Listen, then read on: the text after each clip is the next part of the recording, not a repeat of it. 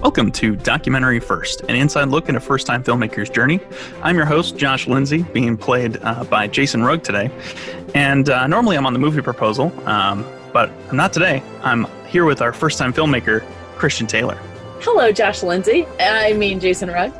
Hi. And then filling in for Jason is David Patterson. He's going to be pushing buttons and researching in the background. How you doing, David?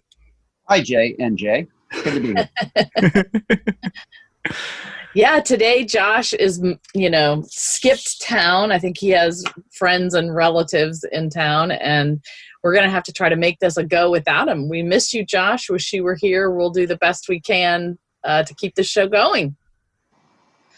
So today we have David Patterson back simply because we had a lot happen over the last week in your department, the film festival / distribution department, and we have lots to talk about. So Jason, can you talk to us a little bit about what we talked about last week, and then we'll dive right into where we are this week.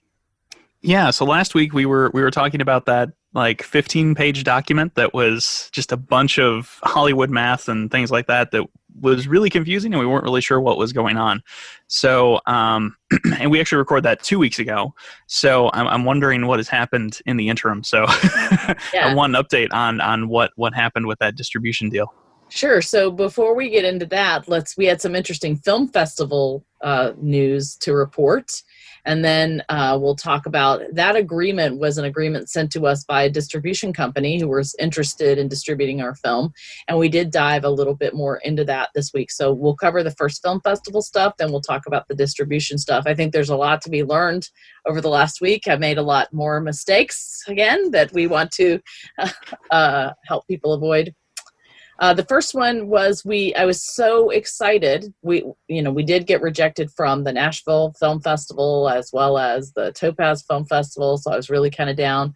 On Saturday, I got an email from Film Freeway that says, your status has just been updated on Film Freeway. Congratulations, you've been selected as an official, selection to the International Sound and Film Music Film Festival in Paula, Croatia.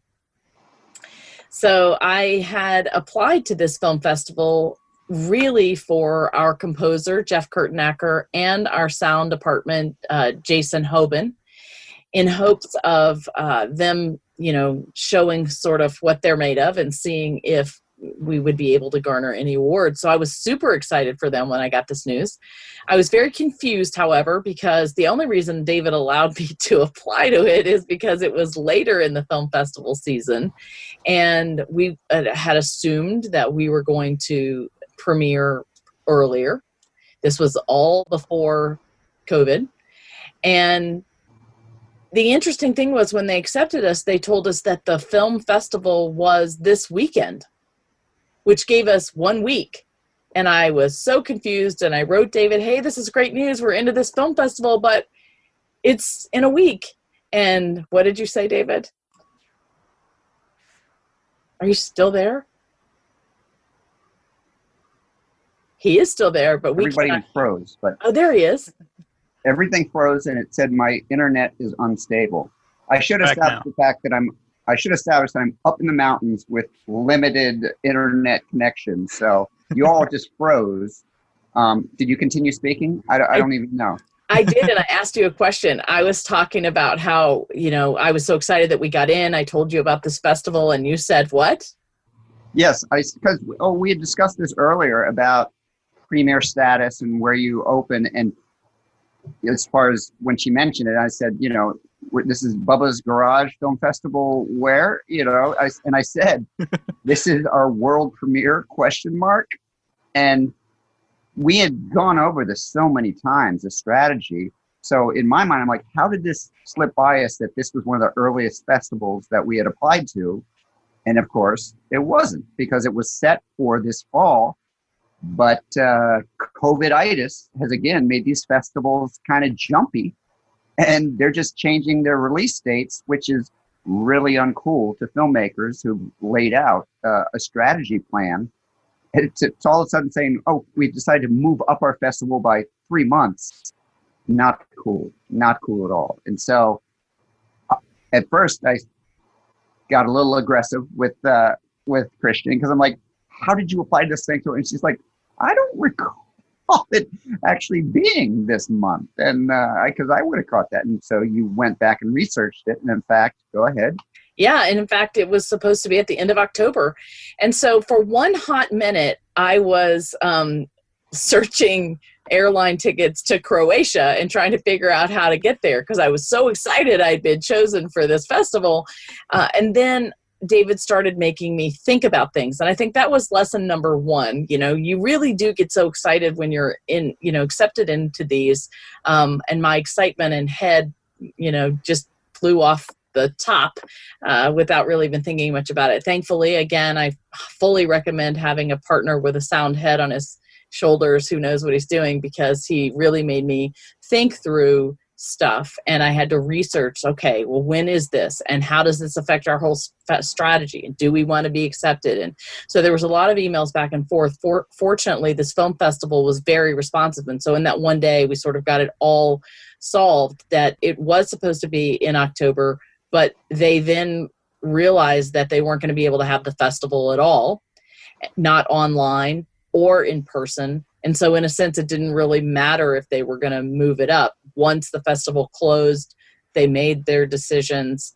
They notified the people that were selected. And now this weekend, when they say they have the festival this weekend, what they really mean is that they're announcing the award winners. And the two awards we applied for were the Score Award and the Sound Design and Mixing Award. So now we're waiting to hear if we were nominated for those, you know, and or won them. The great news is, because they're not screening online or in person, we don't have to withdraw, and we'll be able to accept these laurels, which works out in our favor. But this is not uncommon. Like, this is now the third festival that's moved their dates completely, Lord, without even saying anything, canceled or postponed. Or the most notable and egregious was the Oaxaca or something like that film festival in Mexico. We won't say what David calls it, but they, for the longest time, were sending emails, not too late to submit, you can still submit, we're giving out awards for posters. Like, they were saying, you know, submit for the festival, submit for the poster competition, submit for this competition. It's not too late. You've got 10 days left, 8 days left, 7 days left. Like, they just kept sending all these emails trying to encourage people to apply for, you know, if they applied for one thing, come and apply for this other thing. So then, and even I got sucked in. So I paid another $8. I didn't tell you this, David, sorry. I paid another. Thanks for telling me now on a podcast where I can't lose my temper. Right. But it was just for a poster contest, right? And I was like, well, you know, let's just see. So anyway, that suckered me in. And then, as soon as it closed, they sent a letter 2 days later saying, oh, because of COVID, we're not going to have a film festival this year. But thanks for your money. We're going to do that next year. And I was like, are you kidding me? Wow. Like, that was so Bush League. And then this week, just today, I got another email saying, hey, we've got Pitch Fest 2020. It's not too late to open for that. And I was like, what are these people doing? It's crazy. So in a lot of ways, as I started researching some of this film festival stuff, there have been a lot of people that take advantage of filmmakers like me who don't really know a lot. Most notably, this one weird guy that got his hand in all of these festivals, got celebrities to come on board, and then was just taking people's money and running. And so that apparently is not terribly uncommon. So I think I would say the lesson there is, make sure you research your festivals, how long they've been around, what the reputation is of those festivals, and not just what they say on Film Freeway or Film Life or Fest Home or whatever, but you know, what everybody else is saying on the internet about them. Right, David? Yeah, I mean, there's 10,000 plus film festivals, and those are the ones that are basically registered and you can find on the internet, but there's even more. It's probably 50 or 60,000 in countries all over the world. I would say the majority are legit or try to be legit, but then also just a lot of incompetence with a lot of the lesser known ones. And then there's other ones that are really just trying to take your money. And it's, look, there's sucker born every day. There's a film festival born every day. Sometimes the two meet.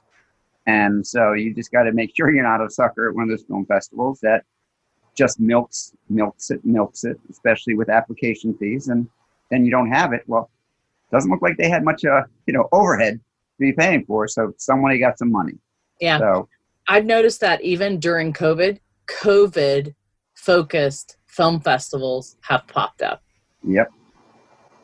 It's just, yeah. So buyer beware. I guess that's the lesson from that. Then we did have a meeting with the distributor that was interested. The next lesson I learned this week was make sure before you have a meeting, you know what company you're talking to. So what happened this week was we entered the Trailer Film Festival a while back. You'll remember me saying something about that. We did get into the Trailer Film Festival, and then the head of that sent our trailers to different sales agents and distributors. From that, they then, if they were interested in your trailer, they would ask you to ask to see the film. So we did have 2 people reach out to us from that, and they both had initials FF. So they were very similar, and I guess got linked together in my mind. And so when this one festival asked us to have this meeting over distribution, I sent David the information of the other one. And so we studied that company and who the people were. And even during that, I was like, the guy that we're having the meeting with today isn't even on this website. Like, as I look back and think about the things I said, I was like, oh, I'm such an idiot. That should have been a warning sign. So we get on the call, and the first group of people looked like sales agents. So we were confused as why they wanted to talk to us about distribution, yet another warning sign. And they only represented shorts. So it should have been another problem, another warning sign. So we were ready to go into that meeting. How would you say, David? Perfectly ready to... Hello and goodbye, basically. Yeah. We said it would be a good acting and business exercise to talk to these people, because I explained to Christian, I said, let's hear how much they want our movie and what they're going to do for us, because these guys are small fries. So let's just hear their pitch. And sometimes you even get good ideas for yourself walking away from it. But since we actually, it's sort of like we think we're bringing in a small fish, and it's just really a whale that happens to be swimming towards you.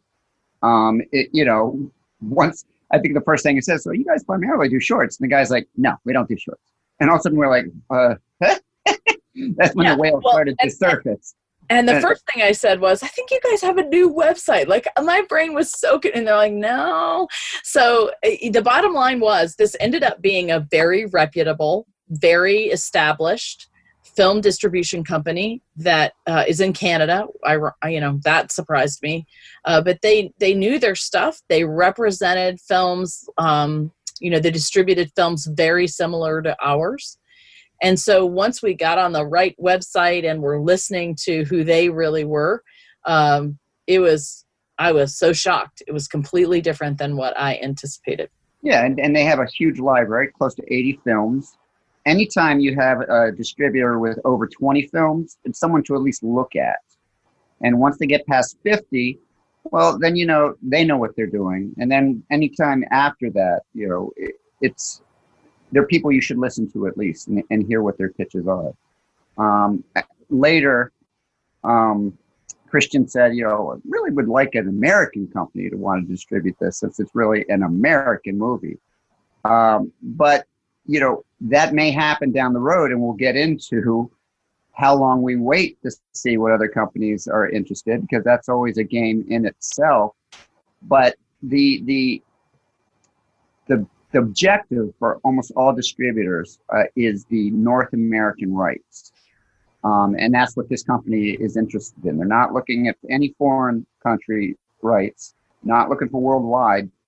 They want, which is, what everyone wants, is the North American rights. Because who has the most powerful streaming elements in the world, US based companies, and they want to be able to get to those streaming companies and those cable companies. And, you know, because like, yes, HBO does Spain, HBO does everywhere, but HBO is in the States. If they want to option your movie, then they also have the option to send it out to other places as well. So you, every company wants the North American rights. Even if it's like an Israeli company, they're going to want, or, you know, some Austria company, they'd be interested in the North American rights as well. So, you know, I think we will get, and the other company that just did shorts is an American-based company that was very interested, but we did not want to, I don't think we're even considering, because there actually was another company that was also interested in it, but had never done a feature doc, and we don't want to be the experiment, you know. It's nice that they love our film, but everyone's frozen again. Can people hear me, or? We can hear you. No one can hear me? So, yes. Hello. So basically what David was saying was, I mean, there was the other company happened to be sales agents, not distributors. They were based in LA. But what was interesting in this call was that I really was curious to know why they wanted to represent our film, especially given that they were Canadian. And when I asked, the guy that was in charge of acquisitions said, I have to tell you, I mean, this may not seem very, you know, lofty or anything, but I have watched so many movies over working in this job. And he said, when I was watching your movie, it was very emotional. And I look for that. If it's emotional and it moves me, I want that movie. And he said, and I said, I found that fascinating because I thought I would hear that from a French person or an American person, but this is a Canadian person. So there's not all of that patriotic, you know, subtext going on in their own emotions, right? So that was interesting to me that our film worked on an emotional level with people that weren't American or French. And they did say all the right things. I mean, they really explained to us why they felt like their company was a good fit for us and we were a good fit for them. And it was very discombobulating for me because it's not what I expected to happen. I expected to just not think it was a good deal.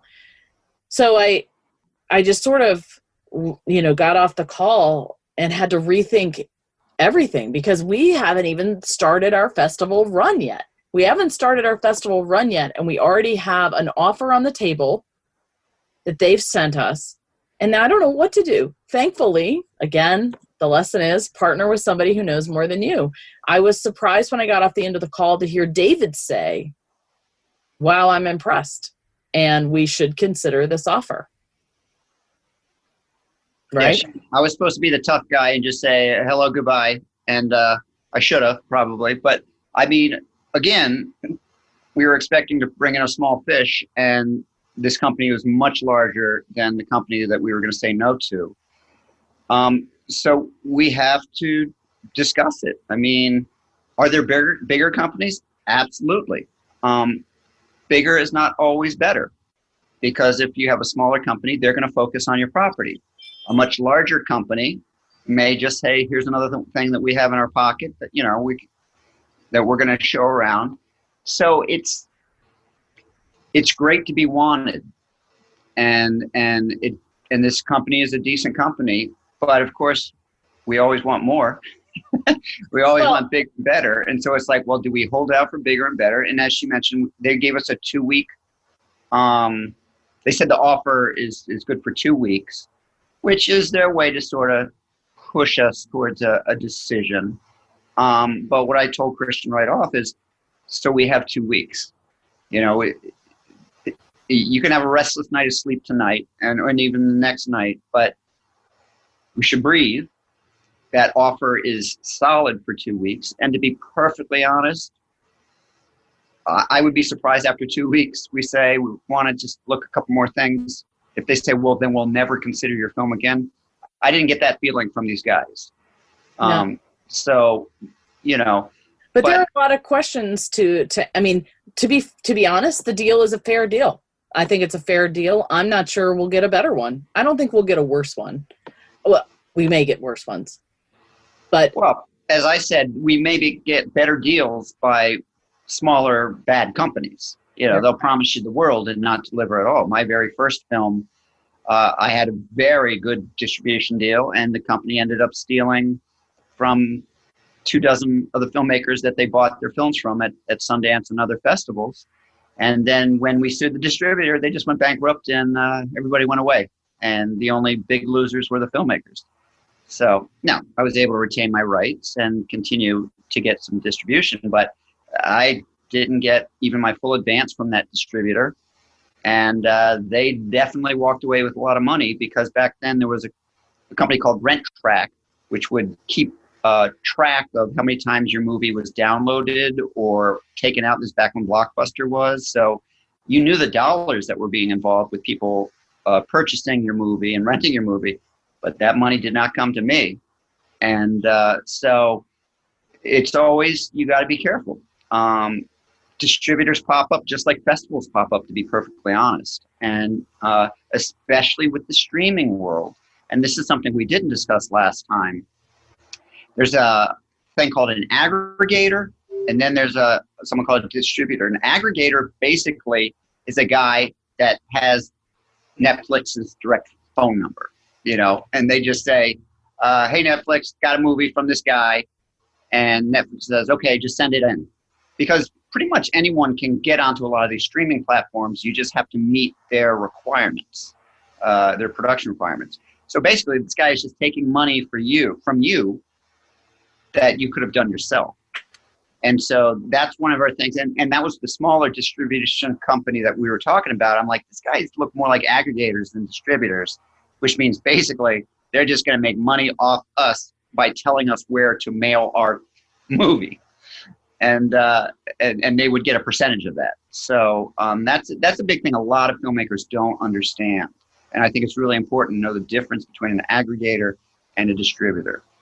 Aggregator is a guy that just opens a door for you to walk through to the film distribution platform, whether it's Amazon or Netflix or iTunes. And again, as an independent filmmaker, you can do that yourself. So what you really want in a distributor is, if they do have connections to Netflix, Amazon, all these, they're going to make sure that they take care of you, and the placement of the film, and making sure your film can be found. I know dozens of filmmakers who have their film on Netflix and they can't even find it themselves.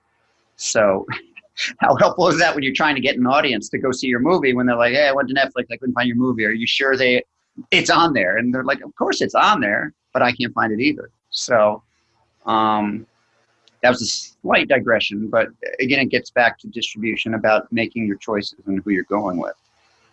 Yeah. I mean, you know, I honestly, at this point, we still have some research to do. We have questions to ask. But at the end of the day, I have a decision to make. And that's kind of scary. And the other thing that was weird, I laid in bed that night after we got off the phone with them, because they told us a lot of numbers that projects just like ours had done, how much they had sold or how much they'd been downloaded or whatever.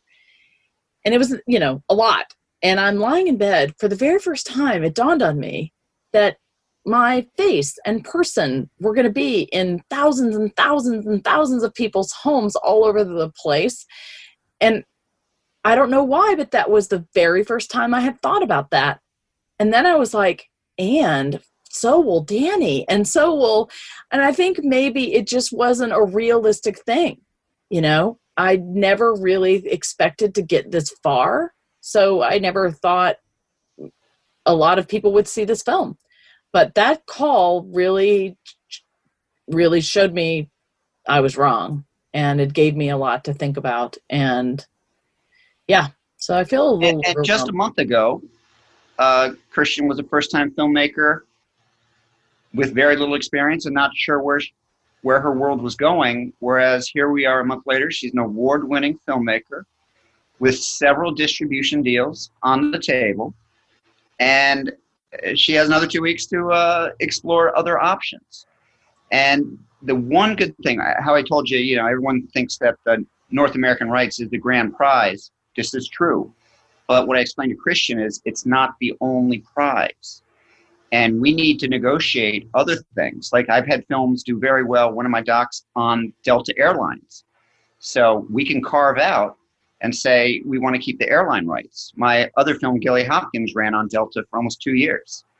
And so airplanes buy up tons of content. I'm sure last time, if we ever get up in the air again, when you go to that, the screen, there are so many offers. If you remember 5-10 years ago, there's like 3 movies being offered. Now there are hundreds of things that you can do. And so the airlines will buy that. And if people seem to be pressing the button on it to order it, then they'll renew the license again. Normally, airline license is about 9 months. But, for it to go 2 years, that means people are ordering it and enjoying it. The other thing is we feel that there's a good DVD order for this. So we discussed with this company, if you are going to do DVDs, you're going to do DVDs. You're not going to take those rights and then have nothing to do with the DVDs because that makes no sense for us. And we also wanted to carve out educational because we also feel that she can make a lot of money going to universities, colleges, high schools, giving a lecture and showing the movie and getting, a showing price, a fee, a screening fee. And theatrical, because I've been doing that as well. I can fill a theater pretty easily, in several different communities and put events together. I've now shown I can do that over a year and then sell the DVDs. Yeah, and the term for that in the business is called four-walling. It's basically 4 walls in a movie theater. You get the theater and you set up and you basically make sure you can fill that room with paying customers. Listen, you do that a couple times, you can make a decent amount of change. And because of Christian's connections with all these veterans organizations and stuff, once all of this passes, she would be able to, with her retaining those rights, literally almost every major city in the U.S., talk to veterans organizations, say, let's do a screening at this theater. And so being able to retain these rights gives her so many other options to make money. Because say you do give the North American rights to a company that blows it, well, that sucks, but you've retained other rights to continue to make money.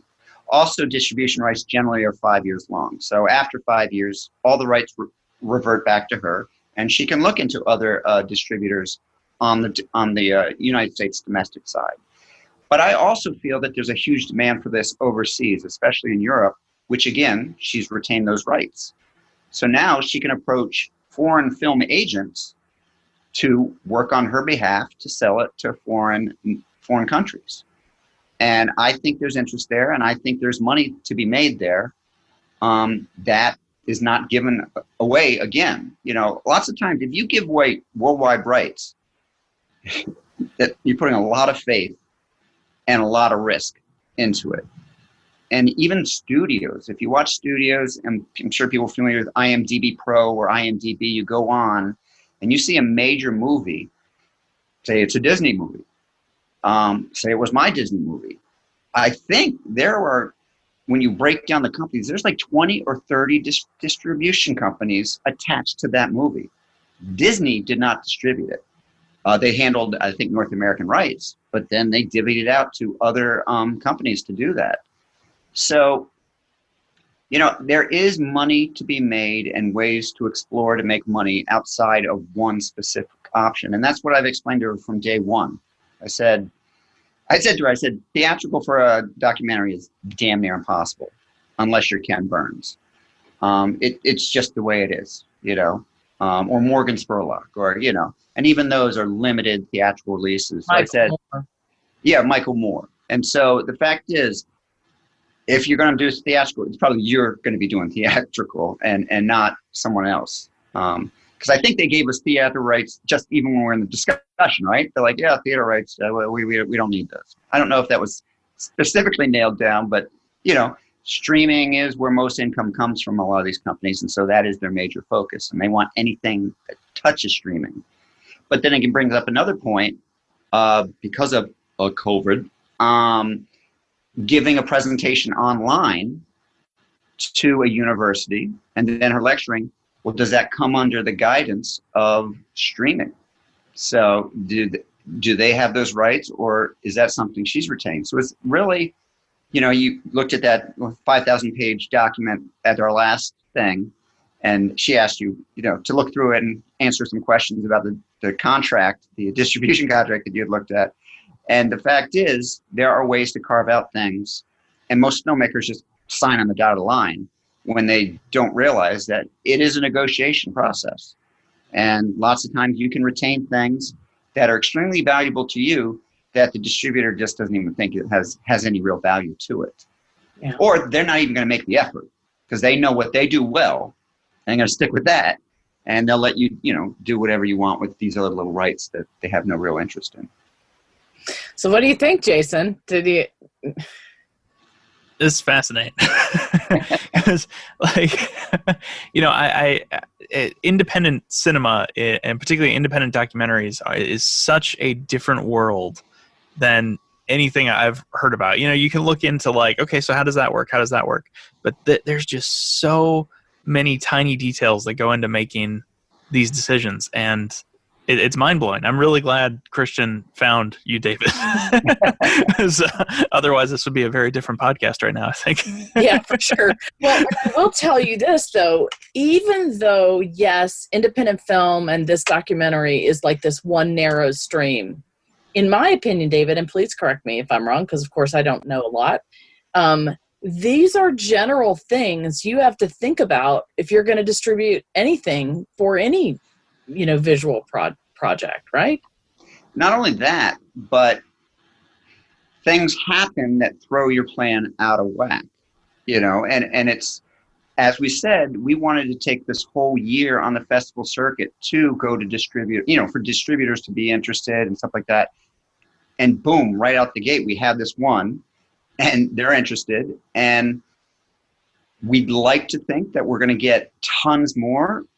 But in this world, we just don't know. Yeah, I think that's the hard part for me. I was talking to David, on the one hand, I also went to bed that night thinking, wow, I could sign this paper and this would pretty much, it would be done. I would have sold a film, and yeah, it's only a 5-year deal, but the clock would start on me getting my money back. And I think I also hadn't anticipated that. This is a business, and the hope is that you would be able to make back whatever you put in or whatever debt you took on. And I really doubted that would ever happen. But we're sitting at the doorstep of that actually becoming a reality. And all of a sudden, when it becomes a reality, a lot of things change in your mind. And, part of me wants to hold out because I haven't even got my plane on the runway yet. It's not even on the runway. Nobody's you're coming out of the plane garage, and all of a sudden someone wants to buy it. And it's Yeah, so I kind of haven't even gotten that full experience. But yet, on the other hand, a bird in the hand is better than two in the bush. And I could start the clock with the process. So we would start this clock, and we would probably release next D-Day. And that gives us enough time to prepare for that. So if I wait, that pushes that preparation time back more, which would jeopardize not releasing next summer.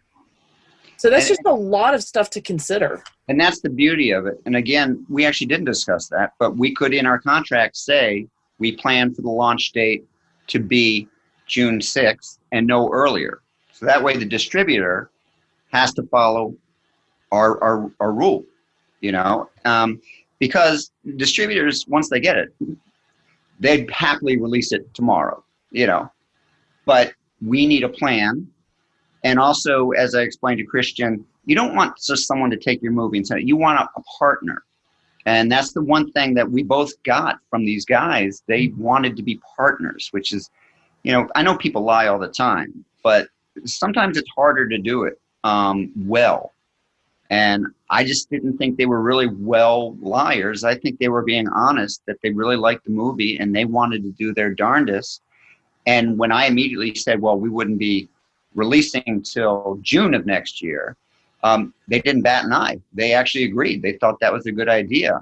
So it would give us, I don't know, what, 8-9 months to really work on our marketing, to really get it out there, to let veterans organizations know about it. But also that cushion of whatever film festivals do survive and what are the ones we get into and any awards, it's just going to make our film more attractive to get out there. And in that same respect, we don't have to approach foreign sales agents at this time.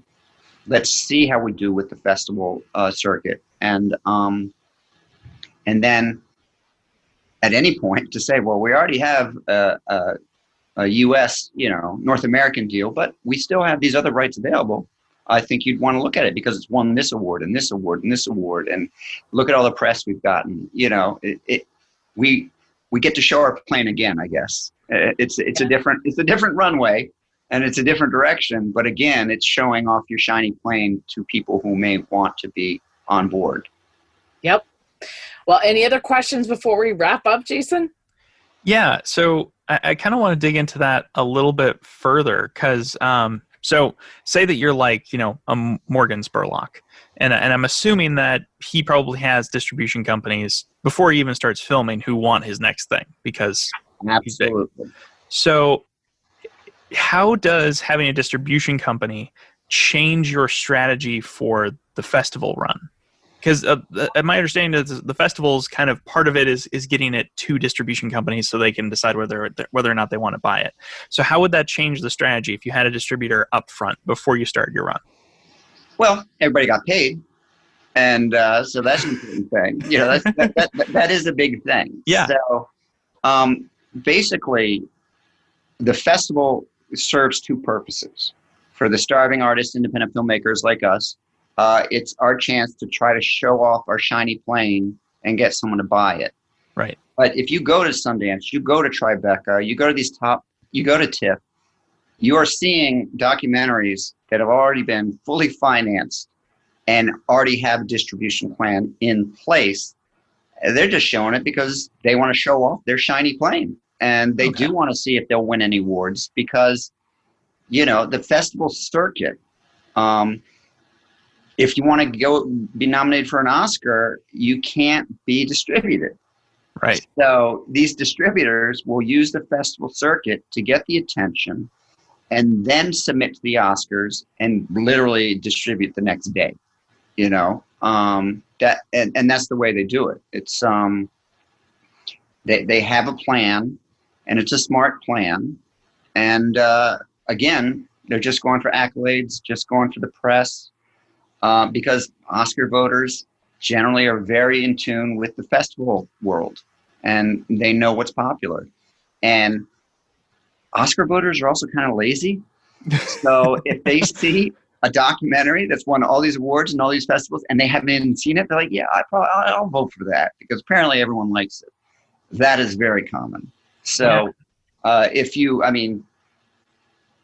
I've been guilty of it. I'll probably get in trouble. I'm not going to say which unions because I'm a member of several, but there have been films or performers that I voted for because although I didn't specifically see the project, I know how brilliant they are and everyone's saying how great it is. You should never vote that way.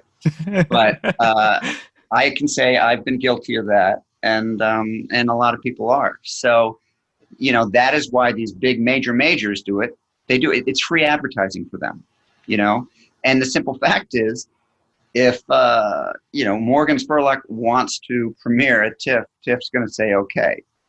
If we call the TIFF people and say we'd like to premiere, it's not going to work that way. So, which is why I'm not sure we had talked prior to this starting.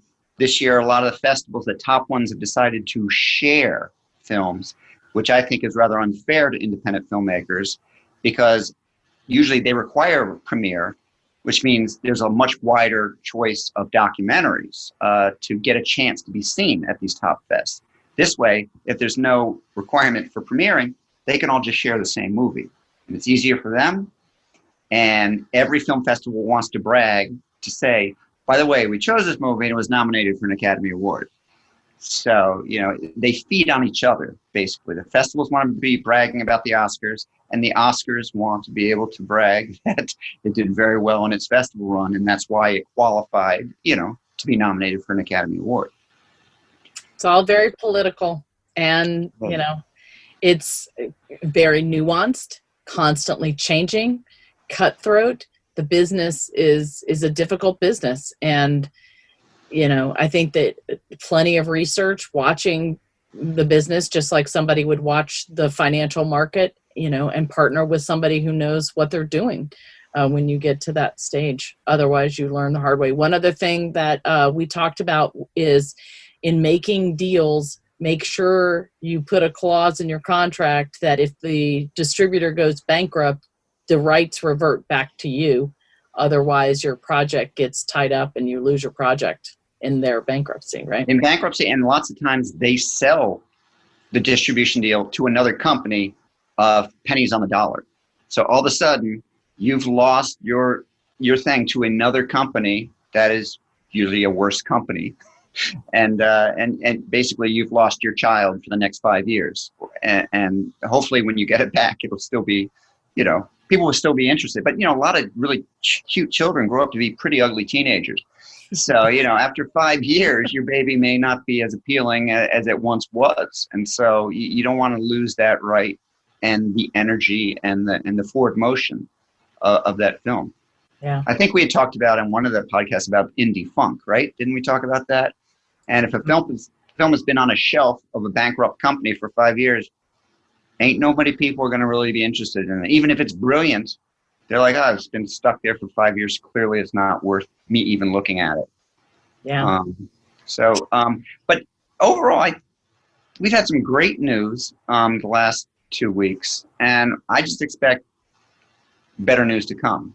We do have this 2-week window where we have to sort of, scratch our heads and decide whether we jump off. But as we've discussed on this podcast, we're not giving away the store. We're basically giving away the dairy section. And we have other elements that we retain and can try to maximize. A lot of people are lactose intolerant. So let's go, to the other part of the store and try to sell that to the people who don't like cheese. He is the man of analogies, right, Jason? Seriously. He has so many good analogies.